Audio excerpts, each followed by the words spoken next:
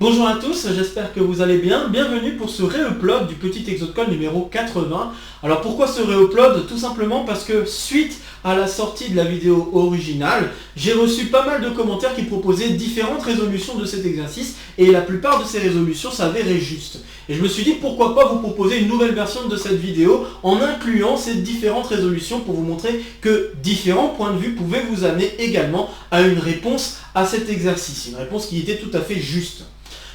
J'en profiterai également pour mettre en avant les points forts et les points faibles des différentes résolutions. Donc voilà d'où vient l'idée de vous proposer une résolution, un réupload finalement de cet exercice.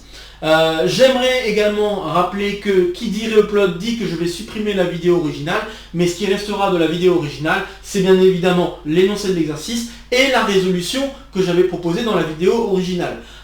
Bien sûr, cette résolution, il n'y avait aucun problème avec cette résolution, elle fonctionnait très bien. C'est juste que, ayant vu vraiment les différentes résolutions proposées, qui partaient sur différents points de vue, je me suis dit pourquoi pas les mettre un peu plus en avant pour vous permettre à vous de vous montrer qu'il n'y a pas qu'une seule façon de résoudre un exercice, il peut y en avoir d'autres. Et cet exercice n'échappe donc pas à cette règle.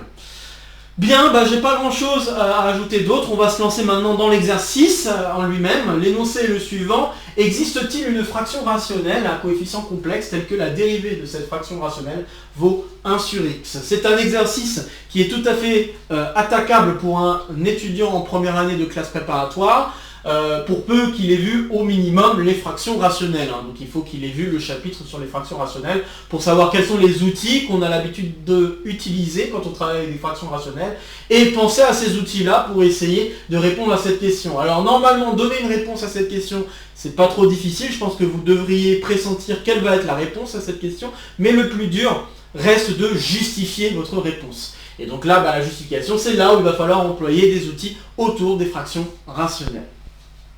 Bien, j'ai pas grand chose d'autre à dire concernant cet exercice, donc désormais je vous invite à faire une pause sur la vidéo avant que je ne vous donne différentes façons de voir cet exercice et donc les différentes résolutions que je vais vous proposer qui vous donneront donc des pistes pour essayer peut-être de répondre à cet exercice.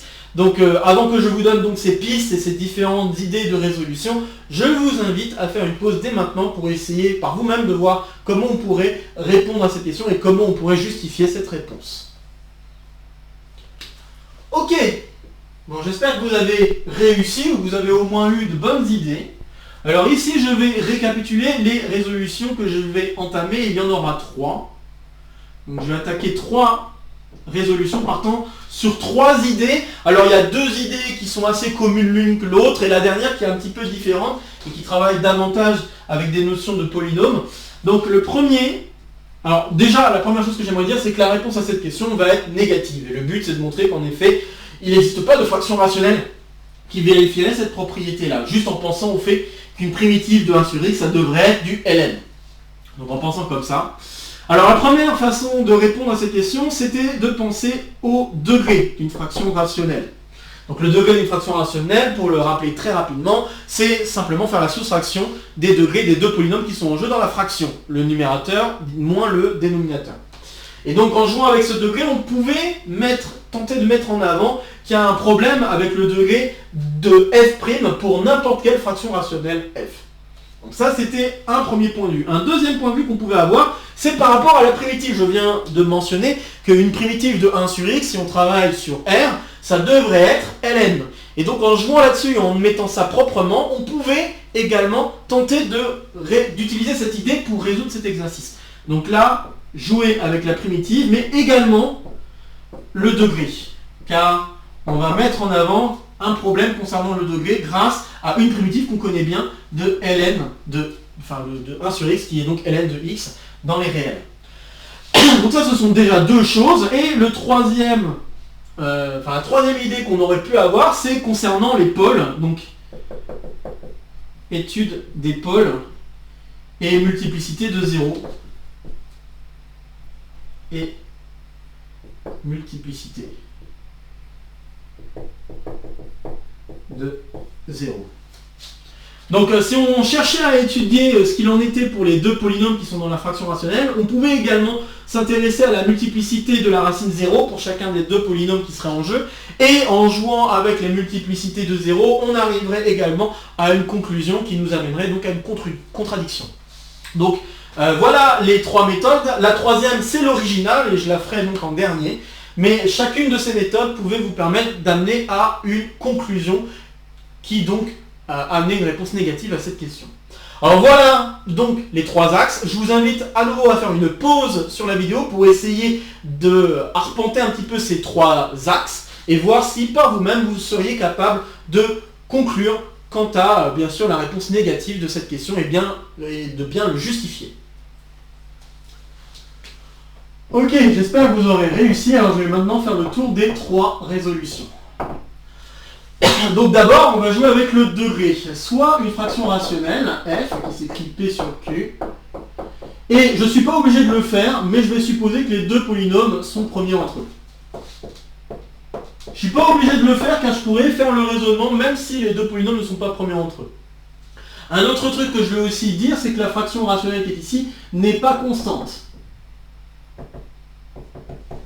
Donc à défaut de dire que P et Q sont premiers entre eux, je vais au moins dire que les deux polynômes ne sont pas constants. Donc c'est pas forcément des conditions qui sont sine qua non l'une de l'autre, mais c'est quand même une condition qui va être importante pour la dérivée. Alors c'est assez simple de se rendre compte que la fraction rationnelle ne peut pas être une fraction constante, puisque si elle était constante, la dérivée serait 0, ça ne peut pas être 1 sur x. D'accord? Donc on peut très vite se débarrasser du cas constant et directement supposer que la fraction qu'on a est non constante. Par contre, le fait que ce soit premier entre eux, bah ça on n'est pas obligé. C'est vrai que c'est une habitude qu'on a quand on travaille avec des fractions. Mais ici, on n'est pas obligé de supposer que les deux polynômes sont premiers entre eux. On pourrait très bien s'en sortir si les deux polynômes ne sont pas forcément premiers entre eux. C'est pas un problème.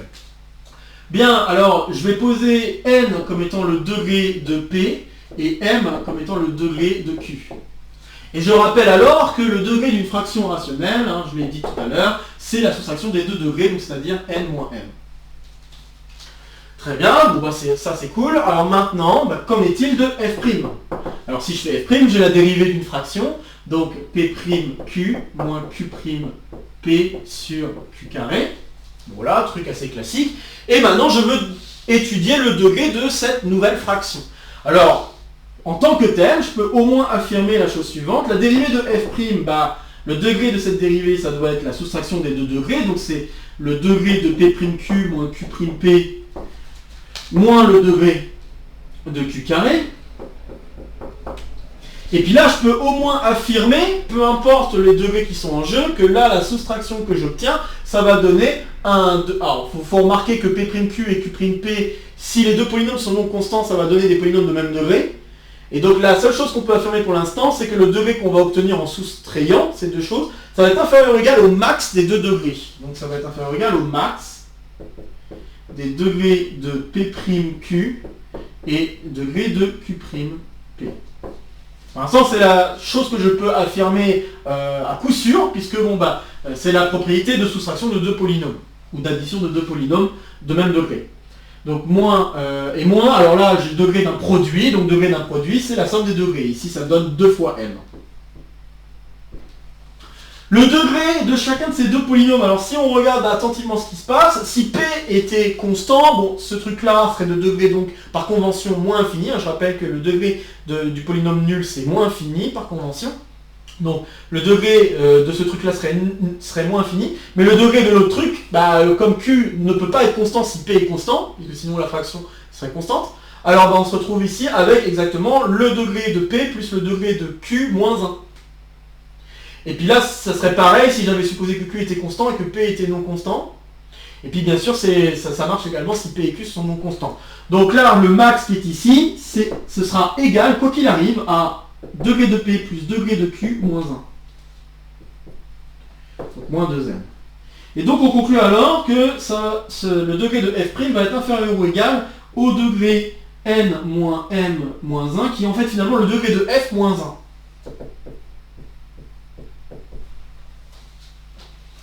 Bien, mais on peut être plus précis, parce que bon là je vous ai donné une inégalité, ça c'est cool, mais on peut être plus précis que ça. Si on suppose que les deux degrés sont distincts, eh bien on peut s'intéresser au coefficient dominant de chacun des polynômes, et notamment se concentrer sur le coefficient de x puissance n plus n moins 1. Donc si on regarde le coefficient de n plus m moins 1 dans la soustraction P'Q moins Q'P, on pourra se rendre compte de la chose suivante. Eh bien P'Q, ça va être le produit des coefficients dominants de P et de Q multiplié par le degré de P, puisque quand on dérive x puissance n, ça va nous donner du n fois x puissance n moins 1. Donc là, on va se retrouver avec n fois le coefficient dominant de P fois le coefficient dominant de Q. Pour l'autre, ça va être pareil, mais cette fois-ci, c'est avec le degré de Q qui va intervenir. Donc ça va être m fois le coefficient dominant de P fois le coefficient dominant de Q. On remarquera qu'on peut mettre coefficient de P et coefficient de Q en facteur. On obtient alors n moins m fois coefficient dominant de P, coefficient dominant de Q. Les coefficients dominants des deux polynômes sont non nuls, sinon on ne pourrait pas affirmer que les degrés de P et Q sont n et m respectivement. Et donc la seule question, c'est qu'en est-il de n moins m? Alors si n est différent de m, ce truc-là est non nul. Si ce truc-là est non nul, ça veut dire que finalement l'inégalité que j'ai écrite ici devient alors une égalité, puisque là, le max des degrés ici, c'est bien le x puissance n, enfin le fait que x puissance n plus m moins 1 intervienne. Donc le fait d'avoir ce terme-là qui intervient dans cette soustraction permet de dire que le degré de ce truc-là, comme c'était au plus cette valeur-là, et qu'il y a bien un coefficient non nul devant le monôme x puissance n plus n moins 1, alors c'est ici x puissance 1 bien sûr. Donc, ce que je vais pouvoir affirmer, c'est que finalement on a une égalité. Donc on va pouvoir affirmer que si n est différent de m, on va avoir que le degré de f', c'est donc le degré de f moins 1. Et c'est donc n moins m moins 1. Mais le degré de f', par hypothèse, on veut que f' soit égal à 1 sur x. Donc le degré de f', c'est moins 1. Et là, on se rend compte que pour que cette égalité tienne, il faut que n soit égal à m. Donc on a une contradiction, puisqu'on a supposé que n était différent de m, et à la fin on arrive à n égale m. Pas possible, très bien. Et maintenant il y a un autre cas de figure à traiter, c'est si n égale m. Et bien si n égale m, cette fois-ci le coefficient devant x puissance n plus m moins 1, il est nul.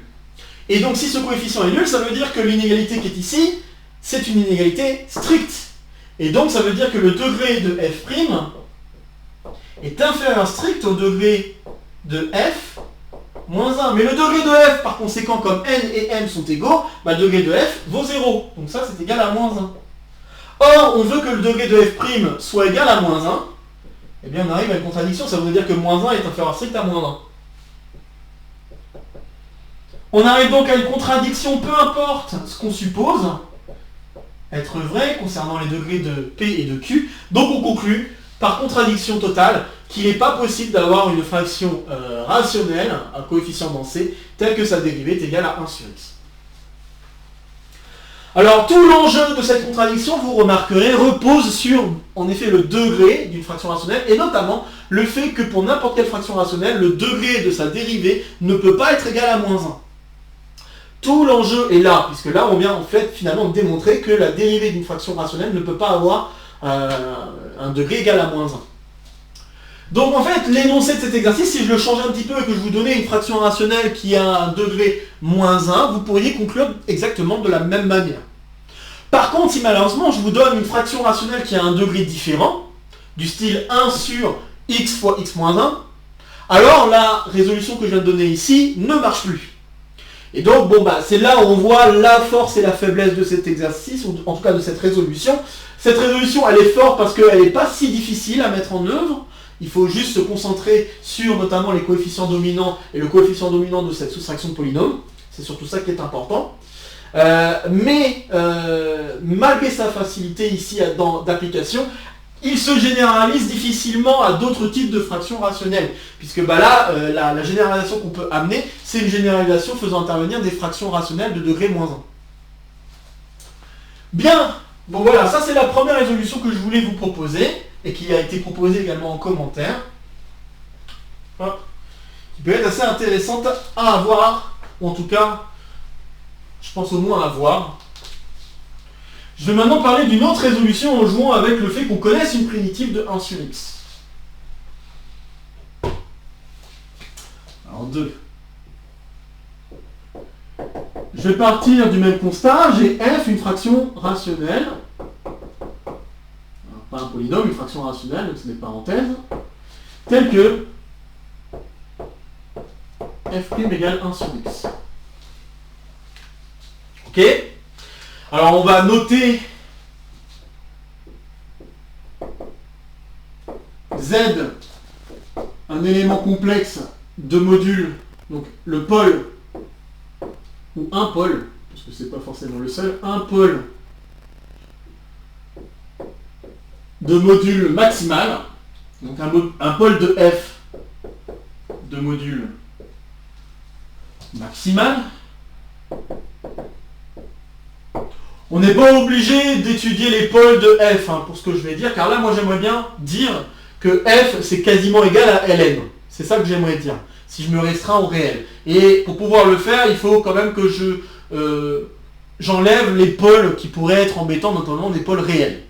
Mais ici, bon, tant qu'à faire, je vais regarder les pôles complexes et je vais regarder notamment le pôle de module maximal. Très bien. Alors, sur R,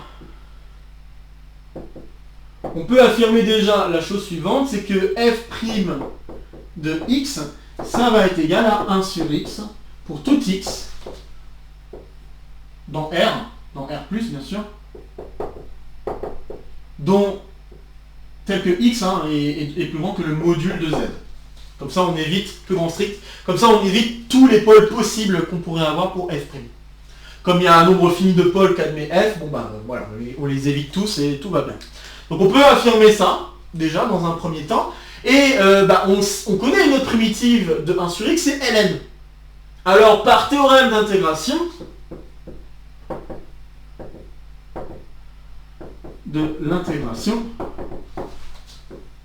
on peut affirmer qu'il existe un coefficient c, enfin une constante c qui va être complexe, a priori. Bon, après rien n'empêche, enfin, bon, il y a une question à se poser, est-ce que ça peut être un réel ou pas? Bon, ici, je ne vais pas m'embêter, normalement, je dois dire complexe, donc je vais dire complexe. Donc il existe une constante complexe, telle que pour n'importe quel x réel positif, tel que x est plus grand que le module de z strictement, alors on a f de x qui est égal à ln de x plus cette constante. Donc ça, je peux l'affirmer grâce au théorème de l'intégration.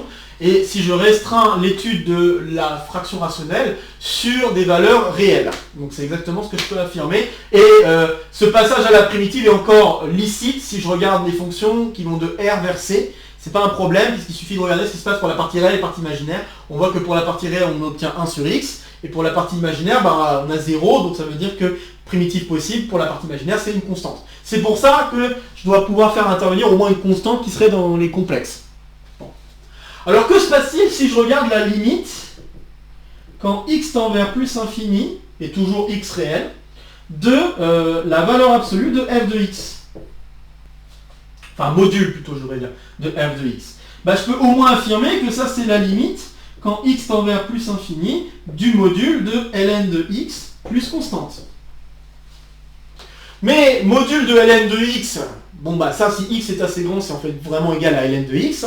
Et puis là, module d'une constante, peu importe ce qui se passe pour la constante. Donc c'est assez simple de se rendre compte que finalement la limite quand x tend vers plus infini de cette chose-là, c'est bien plus infini.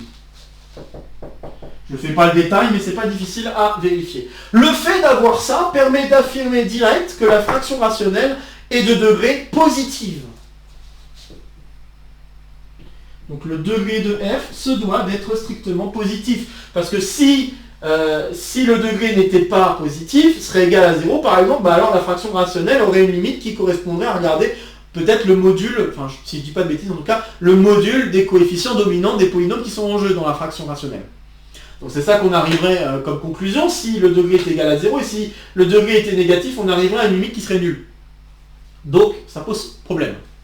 Et puis une autre limite qui va m'intéresser, c'est la limite quand x tend vers plus infini, cette fois-ci du module de f de x sur x.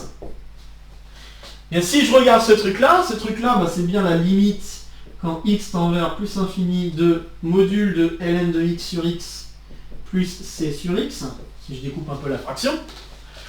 Mais ln de x sur x, et ben ça, par comparaison hein, sur les fonctions, ln est moins fort que n'importe quelle puissance en plus infini de x, et donc bah, cette fraction-là, elle tend vers 0. Et constante divisée par x, bah, ça aussi, ça tend vers 0, même en module. Donc, bah, on conclut que ce truc-là, il est égal en limite à 0. Et pour que cela soit possible, ça veut dire que le degré de la fraction rationnelle f sur grand X est de degré, bah, pour que ça tende vers 0, il faut qu'il soit de degré négatif. Donc on se rend compte que le degré de f sur grand X, bah, il doit être négatif. Négatif strict, sinon ça ne marcherait pas, encore une fois, pour avoir une limite nulle. Mais négatif strict, ça veut dire alors que le degré de f, hein, tout comme pour les produits de polynômes, là c'est des fractions, c'est des divisions de fractions de polynômes, donc quand j'ai des degrés de fractions, faire la fraction de l'un divisé par la fraction de l'autre, en degrés, ça revient à soustraire les degrés. Donc on se retrouve finalement avec degré de f, moins degré de x qui revient à faire degré de 1. Donc ça doit être négatif, et ça veut dire alors que le degré de f est plus petit que 1. On conclut alors que le degré de f doit être compris strictement entre 0 et 1. Or, le degré de f, bah, le degré d'une fraction rationnelle, ça doit être un entier relatif. Bon, bah, entre 0 et 1 strictement, il n'y a aucun entier relatif. Contradiction. Et voilà, ça c'est une jolie contradiction faisant intervenir le fait qu'on connaisse une primitive de 1 sur x. Donc c'est une jolie preuve hein, qui utilise vraiment l'idée de la fraction rationnelle, donc encore une fois l'idée qu'on connaisse une primitive de 1 sur x. Et il faut vraiment faire attention au fait qu'on doit se restreindre à des valeurs réelles pour pouvoir utiliser le théorème de l'intégration. Et puis vraiment faire attention à cette question de oui, qu'est-ce qu'il en est pour les complexes. Donc le fait qu'on travaille avec des complexes, bah, ça veut dire qu'il y a une partie réelle, partie imaginaire, faire gaffe un peu à ça. Mais en dehors de ces choses-là et de ces modules-là, on voit quand même que l'idée principale, c'est tout ce qui se passe pour le ln, les limites en plus infini, le comportement en plus infini de ln, et de ln de x sur x. Grâce à ça, bah, en jouant avec les degrés des fractions rationnelles qui doivent être respectées pour avoir les limites qu'on veut, alors on conclut exactement ce que je viens de dire ici, que le degré de f ne pourrait pas être un entier. Et ça, c'est une contradiction par rapport à la définition du degré. Alors là, le point fort, c'est vraiment parce qu'on a utilisé juste une question de primitive de 1 sur x, même si, pour vraiment établir tout ce qu'il fallait établir, c'était pas évident à mettre vraiment en œuvre. Le point faible, c'est que la résolution que je propose là avec le ln, bah, elle est vraiment adaptée presque que à cette situation. Alors c'est vrai qu'on pourrait peut-être la réadapter pour des situations autres du style, bah, si je vous avais proposé 1 sur x fois x moins 1, vous auriez fait une décomposition en éléments simples, et avec cette décomposition en éléments simples, vous pouvez sortir une primitive qui s'écrirait sous la forme de ln. Mais là encore, regarder des limites en plus et en moins infini n'aurait peut-être pas pu vous permettre de conclure, car là quand je travaille avec ln de x moins ln de x moins 1, bon peut-être qu'il y a des questions de degrés à respecter, qui pourrait être un peu plus difficile à respecter. Mais bon, ça n'empêche que ce type de résolution pourrait être tout à fait intéressant, et je me suis dit, bah voilà, pourquoi pas vous en parler, en tout cas de cette façon de faire avec les primitives. Mais on pourrait, voilà, éventuellement généraliser un tout petit peu en jouant avec des fractions rationnelles dont on peut décomposer avec des ln qui pourraient apparaître. Donc si on joue avec ce genre de choses, peut-être qu'on pourrait s'en sortir comme ça, mais c'est beaucoup plus difficile, hein. Comme là, déjà je viens de le dire, 1 sur x fois x moins 1, cet exemple-là pourrait également poser problème. Mais par contre, on pourrait généraliser à des fractions de la forme u' sur u éventuellement. Mais bon, u' sur u, c'était déjà réglé aussi avec la question du degré. Donc on voit que cette résolution, elle est bien adaptée qu'au cadre de 1 sur x, et vraiment le fait qu'on a la primitive qui nous tend les bras de 1 sur x. Bien, alors maintenant je vais vous parler de la dernière résolution, qui était la résolution initiale de l'exercice. Et cette dernière résolution, bah, pareil, elle va avoir des points faibles et des points forts. Hop. Donc c'est en jouant avec la multiplicité de la racine nulle pour les polynômes qui sont en jeu. Ok. Troisième résolution. Donc soit f égale p sur q, une fraction rationnelle. Et là par contre, c'est important que je suppose que p et q sont premiers entre eux. Là, ça va être important. Bien, alors bon, bah, comme je l'ai fait tout à l'heure, je calcule la dérivée. P'Q moins Q'P sur Q carré. Et ça, je veux que ce soit égal à 1 sur x. Je manipule la fraction, l'égalité en fraction rationnelle pour obtenir une égalité sous la forme polynomiale.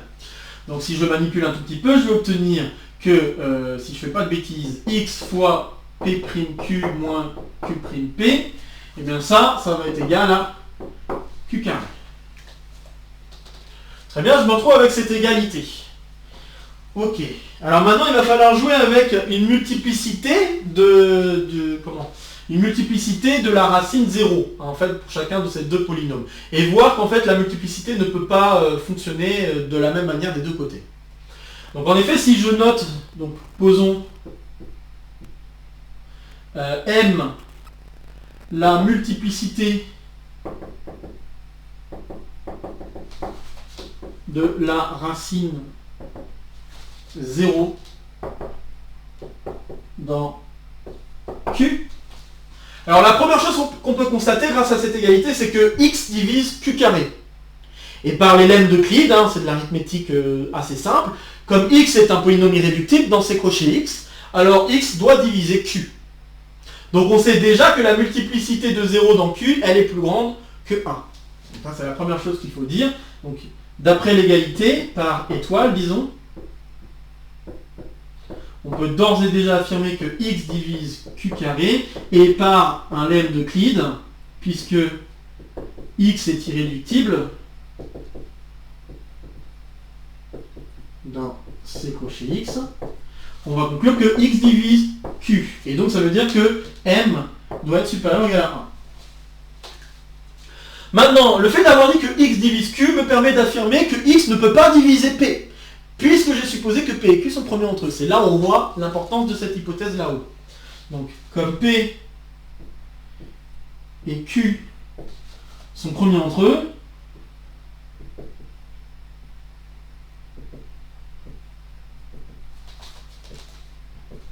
alors la multiplicité, la multiplicité de 0, donc ça veut dire que x ne peut pas diviser P. Et donc en particulier que P de 0 est non nul. On pourra déjà constater ça. Très bien. Alors maintenant que j'ai dit ça, si on regarde maintenant la multiplicité de 0 dans ce polynôme-là. Ici, la multiplicité de 0 pour P' fois Q, je sais qu'elle est au moins égale à M, puisqu'il y a au moins Q qui apparaît. Et P', c'est pas impossible a priori, même si j'ai dit que P de 0 est non nul, c'est pas impossible que P' en 0 fasse 0. Pas impossible. Pensez par exemple à x carré plus 1. X carré plus 1, il est premier avec x, et pourtant sa dérivée, ça fait 2x. C'est pas premier avec x. Donc c'est pas interdit que la dérivée s'annule en 0. Donc on voit, ainsi, on voit que la multiplicité de 0 dans P'Q, elle est supérieure ou égale à m. Elle est au moins égale à m parce que le polynôme Q a 0 en multiplicité m, mais avec le P' qui est ici, on se rend compte que finalement la multiplicité, ça pourrait être plus éventuellement. Parce que P', je ne sais pas si P' de 0 fait 0. Donc ça c'est le premier truc. Deuxième truc que je peux affirmer maintenant, c'est la multiplicité de 0 dans Q'P. Et là, cette fois-ci, je peux affirmer quelque chose d'assez fort, parce que Q', je connais sa multiplicité, pour 0, c'est m-1. Éventuellement 0. Mais c'est m-1. Et puis P, je sais qu'en 0, ça fait 0. Donc, j'ai même pas d'inégalité, j'ai carrément une égalité. J'ai une égalité qui est la multiplicité ici, ça fait exactement m-1. Et j'ai pas le choix. Et ce m-1 est donc plus petit que m. À cause de ça, ça veut dire que la multiplicité de la soustraction qui est ici, pour 0, la multiplicité de 0 dans cette soustraction-là, c'est m-1. Ainsi, la multiplicité de 0 dans... alors que je fasse pas de bêtises. Donc ainsi, la multiplicité de 0 dans P'Q moins Q'P, ça va être le min. Et donc, ça va être égal à m-1. Maintenant que j'ai dit ça, je vais pouvoir conclure. Car alors, dans l'égalité étoile, la multiplicité de 0 dans Q carré, c'est 2m. Puisque la multiplicité de 0 dans Q, c'est m. Et en mettant carré, je me retrouve avec 2m. Donc la multiplicité de 0 dans Q carré, c'est 2m. Et ça doit être égal à la multiplicité de 0 qui apparaît dans ce produit. Lui, on a dit c'est m-1. Lui, on a dit c'est 1. Enfin, c'est assez simple de voir que c'est 1. Donc 1 plus m-1, donc m-1 plus 1, ça va nous donner m. Et ça voudrait dire alors que 2m doit être égal à m. Mais le seul moyen pour que cette égalité tienne, c'est que m soit égal à 0. Contradiction. Contradiction avec le fait que 0 devait être un diviseur de Q. D'accord, donc que x doit être un diviseur de Q. C'est pas 0, c'est x doit être un diviseur de Q. Donc 0 doit être une racine de polynôme Q. Donc ça veut dire que la multiplicité de 0, elle est au moins égale à 1. Donc on a une contradiction entre le fait que la multiplicité de 0 doit être plus grand ou égal à 1 et le fait qu'on conclut ici que m doit être égal à 0. Donc ça veut dire qu'il ne peut pas encore une fois exister une fraction telle que sa dérivée vaut 1 sur x. Alors là, l'avantage de... Alors même la force de cette résolution, c'est en fait à quel point est-ce qu'on peut généraliser cette résolution. Car en effet, si je vous avais donné une autre fraction de la forme 1 sur x fois x-1, eh bien on pourrait très bien jouer avec à la fois la multiplicité de 0, mais aussi la multiplicité de 1. Et remarquez que oui, encore une fois, on a P et Q qui sont produits entre eux, donc on pourrait encore conclure que x doit diviser Q, x-1 doit diviser Q, etc., etc. On pourrait amener le même genre de résolution et amener à une conclusion qui nous donnerait une contradiction. Donc ça pourrait être tout aussi intéressant, finalement, de généraliser avec des fractions dont le dénominateur a une multiplicité de racines, donc les pôles, en fait, les multiplicités des pôles sont juste égales à 1. Donc en fait, on peut même généraliser à n'importe quelle fraction, et ça je pense que c'est ça la force de cette résolution, c'est qu'on peut vraiment généraliser à n'importe quelle fraction qui admettrait des pôles au dénominateur qui seraient de multiplicité égale à 1. Donc je pourrais même faire x fois x-1 au carré, ça ne poserait pas de problème, grâce au x qui permettrait de mettre en avant que ça ne peut pas fonctionner. On pourrait vraiment jouer avec ça. Et on remarquera alors un truc important, c'est que la multiplicité des pôles qui doivent apparaître au dénominateur, pour f', ça doit être une multiplicité paire. On se rend compte que, en tout cas, ça doit être une multiplicité supérieure ou égale à 2. C'est pas paire, c'est supérieur ou égal à 2. On se rend compte que la multiplicité des pôles pour la dérivée doit être supérieure ou égale à 2. Ce qui est une information beaucoup plus forte que juste de savoir que le degré de f' ne peut pas être égal à moins 1. Puisque on pourrait avoir donc des polynômes de degré 2, comme là j'ai dit, au dénominateur, x fois x-1, on pourrait avoir ce genre de truc. Et pour autant, le degré il est égal à moins 2, donc a priori c'est pas impossible d'avoir une fraction, en termes de degré c'est pas impossible, mais en termes de multiplicité des pôles, c'est impossible. D'accord? Donc là on se rend compte avec cette résolution qu'il y a un petit peu plus que juste le degré, c'est vraiment la multiplicité des pôles qui ne peut pas être égale à 1 pour une dérivée. Et ça, moi je pense que c'est une information encore plus forte que les autres résolutions. Alors après le point faible, c'est vrai qu'on fait un petit peu d'arithmétique dans cette résolution, et c'est vrai que on utilise peut-être des questions d'irréductibilité qui pourraient être un peu embêtants si on voulait travailler dans autre chose que le corps C, éventuellement dans le corps R, ça pourrait être peut-être un peu problématique. Mais en dehors de ça, moi je trouve que la grosse force, c'est vraiment à quel point on peut généraliser l'exercice ici, pour avoir, encore une fois, la réponse qui est encore non, et utiliser une résolution qui est très similaire à celle que je viens de faire là. Donc pour moi, c'est la grosse force de cette résolution, et c'est pour ça que j'avais proposé cette résolution dans la vidéo originale. C'est pour sa force. À quel point est-ce qu'on peut généraliser l'énoncé, et que cette généralisation d'énoncé peut se résoudre de cette manière-là. Et la généralisation donc de cet énoncé de cette manière-là, elle est encore plus forte donc que la question du degré. Donc moi je trouve que voilà, c'est en cela que je la trouve plus intéressante comme résolution que les autres.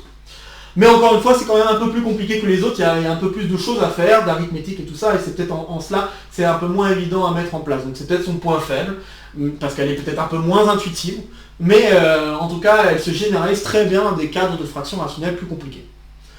Bon voilà, ceci permet de conclure ce réupload du petit exocode numéro 81. Donc comme d'habitude, n'hésitez pas à laisser en commentaire vos questions, vos remarques, vos retours concernant ce petit exocode et toutes les résolutions que j'ai pu vous proposer. J'espère que ça vous a plu de voir ces différents points de vue et de voir à quel point ça peut être utile d'avoir différents points de vue et comment on peut mener à bien une résolution d'exercice suivant le point de vue qu'on a.